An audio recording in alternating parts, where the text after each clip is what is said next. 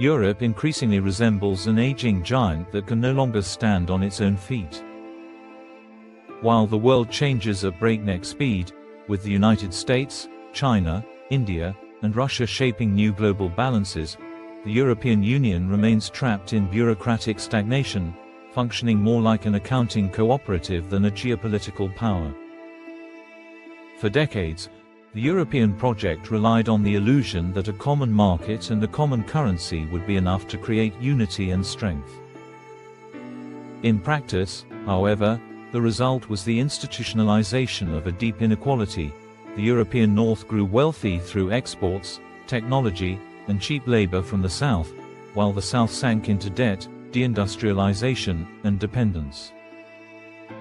Germany, the Netherlands, and other northern economies built vast surpluses on the weaknesses of their southern partners, turning the EU into a mechanism for recycling wealth upward toward its strongest members. This imbalance was no accident or side effect. It was the very foundation of European integration as it was designed, a technocratic compact without true political union, where member states bowed to numbers rather than to a shared vision. Today, Europe is experiencing the full consequences of that strategic blindness. Despite its nominal economic weight, it carries little real power on the global stage. It has no common army, no unified foreign policy, and its voice in international crises is weak, often absent.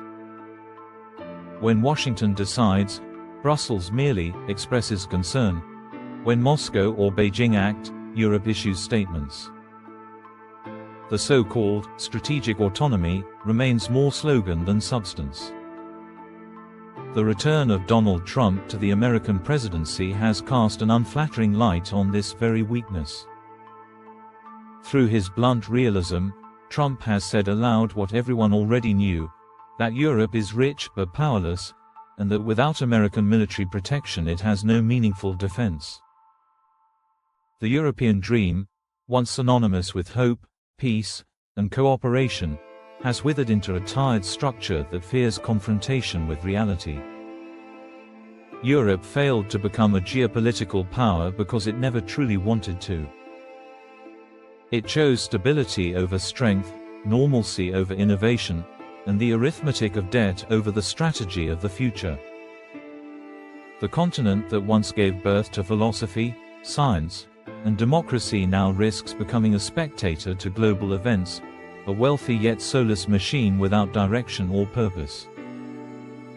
If Europe does not rediscover its will and vision, it will need no enemies. It will simply disappear on its own.